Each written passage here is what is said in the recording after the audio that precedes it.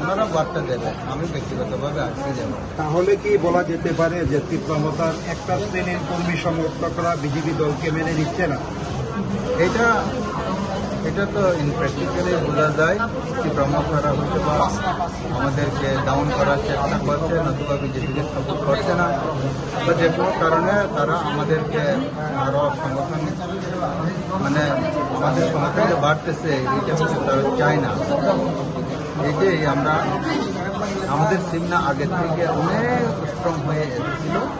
আজকে আমরা মাত্র কয়েকটা বুথ আমাদের প্রেজেন্ট কথা ছিল, তো আজকে হয়তো হল ভর্তি মানে লোক, যারা হয়তো পুরাতন আছে, এইভাবে হয়তো তাদের সংগঠন মানে ড্যামেজ হয়ে যাওয়ার পথে, তার জন্যই বোধ হয় তাদের এই সেই জায়গাতে তো পুলিশ ছিল, পুলিশ তখনও আসেনি।